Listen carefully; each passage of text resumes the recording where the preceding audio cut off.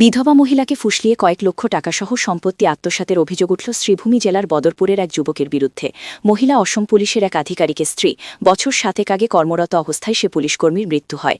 2 সন্তান নিয়ে ওই মহিলা বদরপুরেই বসবাস করতেন। সে সময় পরিচিত হয় নজু নামে এক যুবকের সঙ্গে। সে বিভিন্ন ছলনায় মহিলার মন জয়ী করে ধীরে ধীরে তার সম্পত্তি নিজ নামে করিয়ে নেয়। তাছাড়া কয়েকটি গাড়িও ওই মহিলার টাকায় কিনে বিভিন্ন জায়গায় বিক্রি করে দেয়। এ ব্যাপারে ওই মহিলা পুলিশের দ্বারস্থ হলেও দীর্ঘদিন থেকে ন্যায় বিচার পাননি বলে অভিযোগ জানান তিনি। শেষ পর্যন্ত সংবাদ মাধ্যমের মাধ্যমে ক্ষোভ প্রকাশ করে এবং উপযুক্ত ন্যায় পাইয়ে দেওয়ার দাবি তুলেন তিনি। এদিকে পুলিশ যখন নজুকে গ্রেফতার করে তখন বিভিন্ন লোক এসে নজুকে ছুটি নিয়ে যান। পুলিশের হাত থেকে ছাড়া পাওয়ার পর মহিলাকে নানাভাবে হুমকি দেয় যে ওনার সন্তানসহ ওনাকে প্রাণে মেরে ফেলবে। মহিলা এক কোনা আতঙ্কে দিন কাটাচ্ছেন। আমি একজন পুলিশের ফ্যামিলি। আমি লাস্ট আমার হাজবেন্ড মারা যাওয়ার প্রায় 7 বছর ধরিয়া 7 বছর আগে আমার একটা ছেলের লগে বদরপুরের একটা ছেলের লগে দেখা হয়েছে। খাদিমানের একটা ছেলে আমার স্বামী মারা যাওয়ার আমার স্বামীর অ্যাবসেন্টে হে যেন আমারে বিভিন্ন রকমের মানে আশা দিয়া মানে আমার যে প্রপার্টি গুলো আছে সব তার কাছে মানে আমার দেওয়া আছে। হে আমারে বিভিন্ন রকম বিভিন্ন কথাবার্তায় আমার গাড়ি ঘোড়ার থেকে লইয়া আমার প্রপার্টি সবগুলা তার কাছে আত্মসাৎ হয়ে করে দিছে। হে আমার নানান রকমের আশা দিছে।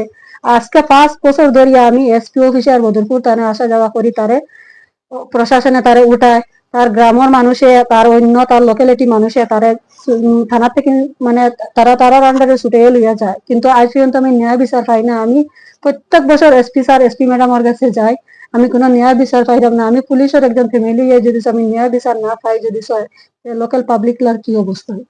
আচ্ছা, আপনি ওই ছেলেটার কি করে বাড়ি কোথায় জানেন? হ্যাঁ, বদরপুরের ছেলে, লোকাল থানা। আমি বদরপুরের রেন্টে থাকতাম, আমার হাজবেন্ড এই বদরপুর থানা চাকরি করতাম। লোকাল ছেলে দেখিয়া লোকাল থানা লোকাল মানুষে তার ফেভারে মানে সাপোর্ট করে, আমার কোনো সাপোর্ট করে না।